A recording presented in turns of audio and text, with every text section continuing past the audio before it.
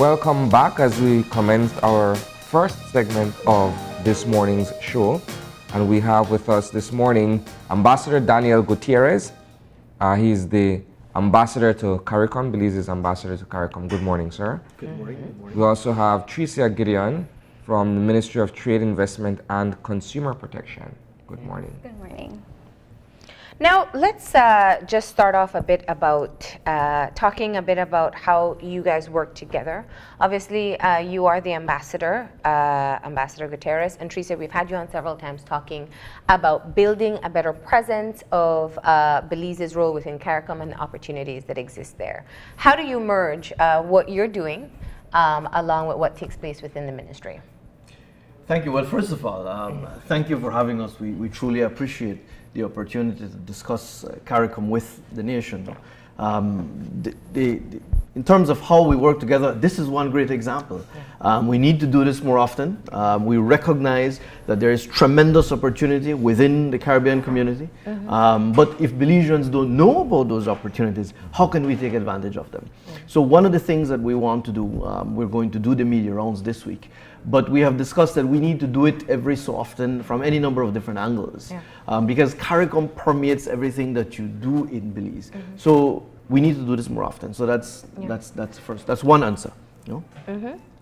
I would say too is I do more of the details, and Ambassador is there when they're making the big decisions, and so he would come back and say, you know, overall this is what came out of this meeting, and we have an idea of where we're going to move forward from there, and also to have an idea where everybody else is. So when he's attending these meetings, we get an idea where the region is, or where Belize is, and where we want to continue pushing, or what is practical from our end to continue along. So that's how we kind of have an idea and we work together. Okay. Now, looking at the post that you hold, Ambassador, obviously everybody knows your background. You came from the business sector. This is your first diplomatic post.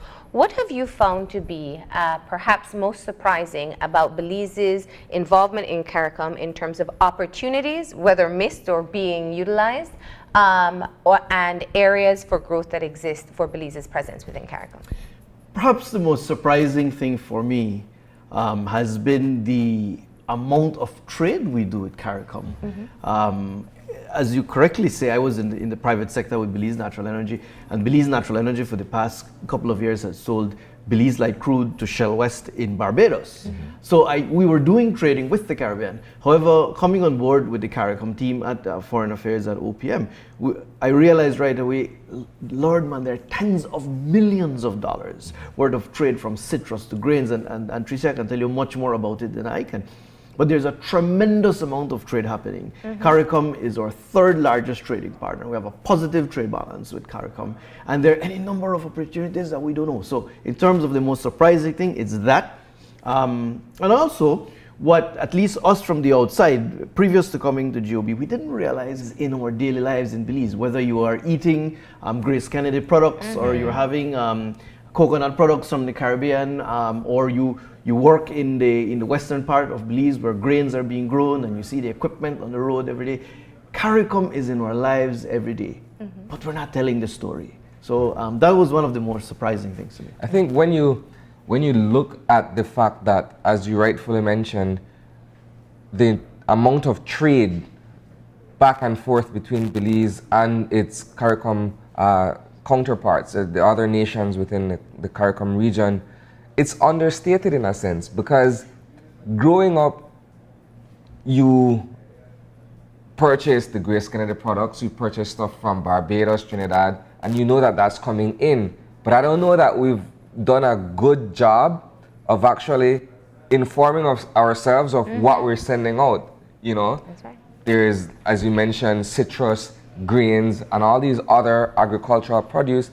There's also services that are provided otherwise that are not necessarily talked about the way they should in terms of creating that awareness. In fact, we have 2 persons who are now exporting into CARICOM on the services, the ICT, and we're really trying to push that some more. And this year we're having Services Week at the end of March, and we want to identify more potential people who can export services, because like you said, it's usually in the goods where our number one, citrus, and you have animal feed and the maize and the red kidney beans that they love, but we also have some amazing services and cultural aspects that we can be exporting to the region. We only hear about the Caribbean artists coming, but we don't hear about the Caribbean artists going.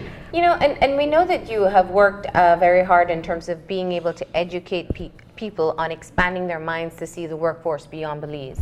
And the certification process is very important, and there were specific professions that were being looked at. Have you seen any shift in the Belizean mentality in people seeking their certification just in case an opportunity comes up? I can't identify if there's a shift in the mentality, but we've seen an increase in applications for skill certificates. Okay. They're not increasing at the rate we'd like them to, but we've seen that more people, especially at the university levels, are aware of it, and the applications are coming in slowly but steady. Now we have to continue with the public awareness to increase that, and that's why we're targeting the universities more, because that's where people would be more open to leaving. And you know, Belizeans don't necessarily want to get up and leave because we're not risk takers, but university students are more open to a different way of life. And we had a session a month ago with some students and teachers and nurses on CSME focus group, and we're talking about, you know, what can we do to increase. And one of the things they kept saying is that go to the young people, because they're the ones who will move and create the change we need. So let's focus now on the 28th intersessional meeting and looking at some of the points of discussions there. So we're going to talk about what are the main highlights, right? Well, Marlene, of course CSME came up because it is one of the glue that holds us together, one of those things that brings us together as a region. We need to do better in some areas. Of course, sometimes in all parts of the world, we always see the glass half empty. And the leaders took some time to mention to their colleagues that the glass is actually half full. And there's a tremendous amount of work we have done. And when we look at the tens of millions of dollars that Belize is selling into CARICOM, then the glass is more than half full for us. But there is work to be done. There are any number of different areas that we can do better in. Some countries are having their nationals move around the Caribbean more than others. Some countries are having more local resistance to that than others. So it's a mixed bag, to be completely honest with you. But certainly the direction is the correct one in terms of CSME. We keep doing a better job over the years. We're not moving as fast as we would want to. But some of the leaders pointed out this is a journey, this is not a destination. And Belize is well along that journey. And Tricia can tell you more about some of the specific areas where we are in that journey. But certainly it is a journey. We are going in the right direction. And I think that a lot of good is in the horizon for Belize. And that was discussed at the at the head, in terms of the direction of CSME. That was very, very important. A lot of time was spent. Part of the challenge in getting the buy-in for CSME, and I think especially with Belize, is once again looking at the travel. And we say it every time. I know that the line to Panama opens up one area of the Caribbean that was very expensive and very timely to travel to. But I think it still is something where people see as a barrier. For a while, I think Belizeans, or I should say it's a standard that Belizeans very often don't look at our relationship with the Caribbean in terms of opportunities. We understand that we have a shared culture, but our role within CARICOM is one that I think that people aren't necessarily very cognizant of. Looking at being able to pass on information about what CSME, the Caribbean single market and economy, means for the everyday Belizean. How would you explain that in terms of what it means for people coming in and what it means for us and possible services and exports going out? For me, On Friday, we went down south, our office, and we met with this lady from, she's from Canada, but she started up a turmeric business. Yes. And she's been Down exporting, south, yeah. last year she started. And one of my colleagues met her and said, do you know that we are exporting to CARICOM and there's a high demand for turmeric in the region? And she said, no, I didn't know that. And right away she's like, well, I want to know more information. And now she's trying to identify the countries that could meet, that she can export to. And we said Trinidad and Jamaica would love to have your product. And so now we are assisting her in that process, but she needed to understand that there was money in another region. Yeah. And that our two biggest exporters are the US and UK, but CARICOM is our third. And there is a market for her, and she was just ecstatic. I think having people know that there are tangible benefits, and for her it was the profit, a new market, new opportunities for expansion. And for me, when we think about the CSME, it's about, look, it's another option of something that can happen for you. Great. So do you want to trade? Here's a market. Do you want to provide services? Here's another market. Do you want to see things at a different angle too, even though we share a similar culture? Here's a different way of doing things too. But to see as a different alternative and target the people who we want to enter that. To, like, if you're a student, how does this help you? If you're a business person, how does this help you? So kind of zeroing on that. Okay. Would you say, to a certain extent, that Belizeans, and this is for lack of a better word here, are in a sense closed-minded when it comes to business and looking at the idea of being able to trade outside of the country?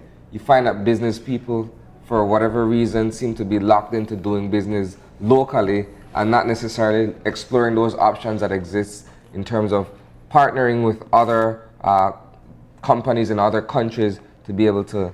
I wouldn't say that it is closed-minded, but I'll tell you that perhaps for many, many years, it was the realm of the big boys, your BSIs, your BNEs, your big people. I think Belizeans are starting to realize, wait man, perhaps there is a small market where there are, the barriers are such that it won't keep me out, where the size of the market is such that it is close to what we do in Belize, where the language is what we speak in Belize, where the culture is very similar to that of ours in Belize, where we dance to the same vibe as we do in Belize. There might be an opportunity in CARICOM.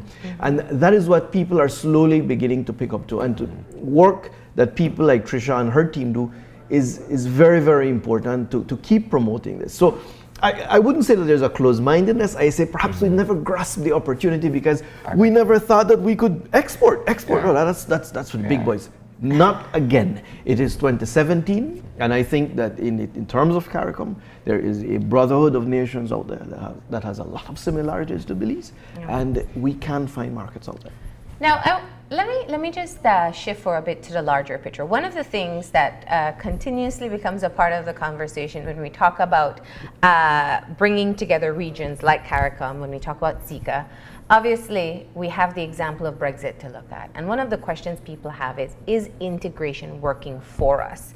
Are we reaping the benefits of being a part of these regional bodies? What do you say to that? And is it still a concern for CARICOM in terms of getting everyone on board and recognizing that it is not simply symbolic, there has to be tangible benefits that come from it? Well, after tens of millions, perhaps $80 million worth of trade, third largest trading partner, I said absolutely yes. After the leaders of 15 member states sit around the table and say, Belize, we unequivocally support your sovereignty, I would say yes. And with the support we get in any number of different areas and the teamwork we have in working as a group, I'd say absolutely yes. So is it perfect? No. But as we said earlier, it is a journey, not a destination, and we're well along on that journey. CARICOM is more of a coalition of the willing. It still preserves the member state status for everybody. And that is very important because people don't feel that they're being stepped on, so as to speak. People can come along to the CSME in a number of different speeds, if you will. The EU has been a lot more intrusive with their states, and that has caused some problems therein. Not the case in CARICOM because our culture is different from the EU, and we've been moving towards integration at a pace slower than some would like, but still going in the right direction. So the answer to your question is yes, absolutely. And it means business. Being a part of this group means business. Now, an additional benefit to being a part of an integrated body like CARICOM is that you can come together to have one voice in the global community. And one area that we've been trying to do that is in the correspondent banking issue, which has really served a very big blow to this particular region in terms of tourists coming in and what it means for that. Has there been any progress after the last heads of government meeting in terms of being able to make headway in fixing this situation? Marlene, I wish I could tell you that we've achieved significant results with all the efforts that we've put into, all the elbow grease that has gone into this regionally. The fact of the matter is that there doesn't seem to be an easy solution on the horizon. First and foremost, and as I mentioned at the airport when I came home the other day, it is a private to private situation. Correspondent banks are saying, you know what, you're too small and on a risk doing business there. How do you deal with that other than doing your absolute best, not only as a member state, but as a region, to ensure that you're compliant with everything that the large countries are asking? And we've done huge strides in that regard. And if you look at where a lot of the money is quote unquote parked from the first world countries, a lot of it is really in Panama and in the Cayman Islands. It's not in the CARICOM member states. However, because we're perceived as Caribbean, we have this risk that is associated with our name regionally. So the answer to your question is, unfortunately, we're not as far along as we would want to be. A lot of work has gone into this. It is not an easy solution. However, the commitment is there to don't let go of this. Let us keep this first and foremost, because we can't afford to be more negatively affected than we have been. There was a specific body that was set up to be able to advocate on behalf of the Caribbean community. Have they been able to identify any priority actions other than having the individual member states, Tricia and Belize, try to work on enforcement internally? Has there been any solutions or possible actions that will be taken as a wider body? There have been some solutions tabled. There have been there's a discussion that says we can try this, we can try that, and they've looked at it. What you do is you bring in your committee of central bankers to look more closely at some of the solutions that have been therein proposed in this committee that you mentioned. And the central bankers have pretty much told us the same thing. It's not an easy solution. Here are some of the things we can do, which means your anti-money laundering laws and all of that have to be tightened as much as they can be. And still, when you do all of that, you risk that the EU or you risk that some other trade partner will say, man, you're not doing enough. And the goalposts tend to be changing all the time. So what you need to do is constantly keep cleaning up what you have to do, doing better wherever you can, and engaging regionally to try to move along, but there is no easy solution. Piggybacking on the idea of unity and the idea of having one voice, the idea of seeking support from other member states with regards to the Belize-Guatemala issue, that also came up during the intersessional meeting. Can you speak to that a bit? Sure. Without a single shadow of a doubt, the Belize-Guatemala, and to be fair, the Guyana-Venezuela issue is front and foremost for our region. The region is very, very clear that they support Belize's direction in terms of where Belize wants to go on this. They are very disappointed that we have not been able to, the Guatemalans have not been able to mirror our efforts so that we can come up with a SARS-2 protocol. But they're very supportive of Belize's direction, and they're very clear in terms of Belize's sovereignty and integrity. That is not even a discussion point. That is very clear. So when you have 15 member states who are also members of the OAS and members of ACP and members of Commonwealth, having that common platform from which we speak, then man, it is a very powerful position for Belize So yeah, the question is yes. It is front and foremost. It is very important to regional leaders. And they ask about it. It's not only a matter of Belize's representatives talking to the matter. You'd be surprised people ask questions. And how is it going? What are the problems right now? Have there been any new deployments? That kind of, that level of detail.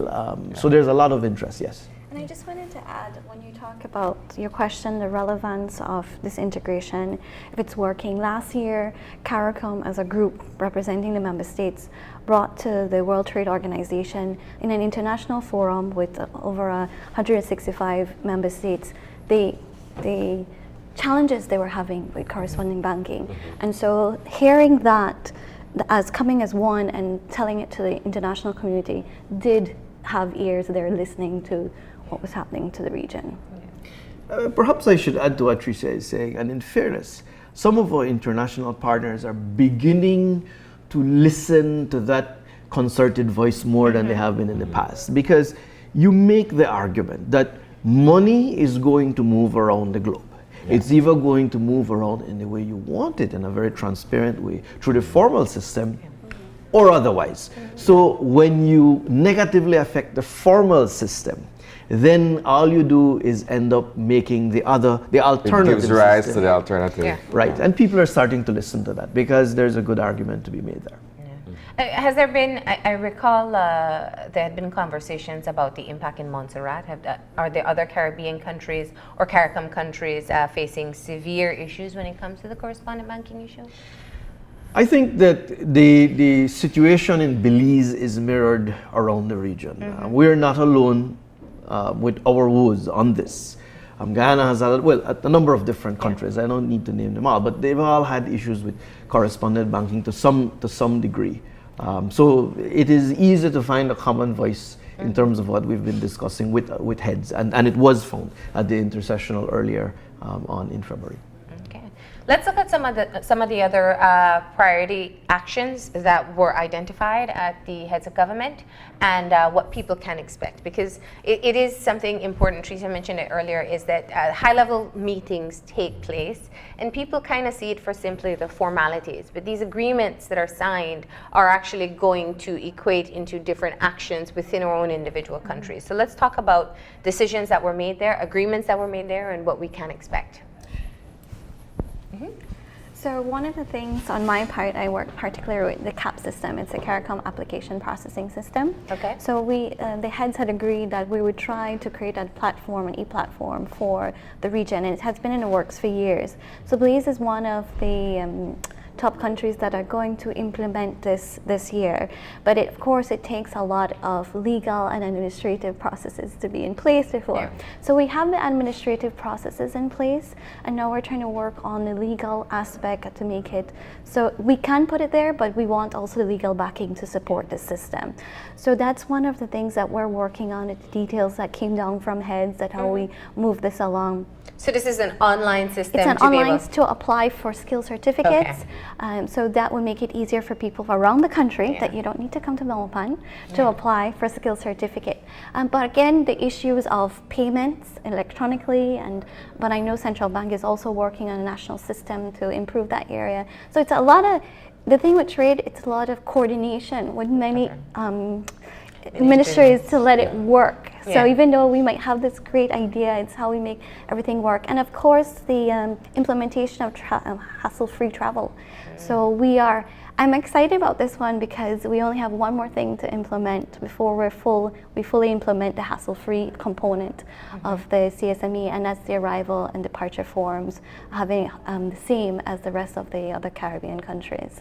Okay. So those are some of the things I'm doing with the help of my great staff. So that is being, the form is being standardized across members of CARICOM? Yes, I mean there are some differences in terms of what you might need from tourism. They might want the statistics, but overall the design and the information will be standard. So we have that last bit to implement. Okay. And I know there was also a look at CARICOM-US relations as a part of the meeting itself. And I want to ask you one specific question. It wasn't particularly noted there, but this entire region is looking at a situation that might potentially become a problem, and that is the problem of deportees. We've seen where the United States has really cracked down on immigration, and that's based on President Trump's policies. And some are concerned about the number of deportees who come back into the country and what they're going to do when they come. Was that something that was echoed in terms of the conversation between U.S. relations? I can tell you that there is, as a region, we're keeping our eye on this ball, quote unquote, because it does pose potential risks. Now, I believe the Honorable Attorney General spoke to that a couple of days ago, and he was right in saying that our foreign services have not identified any mass deportation of Belizeans, and he's right. However, that does not mean to say that we will not, as a region, and of course as a government, keep our eyes on this because it's a potential problem. A lot of people don't know this, Marlene, but it is kind of hard to outdo the efforts of President Obama. He did send home a lot of people.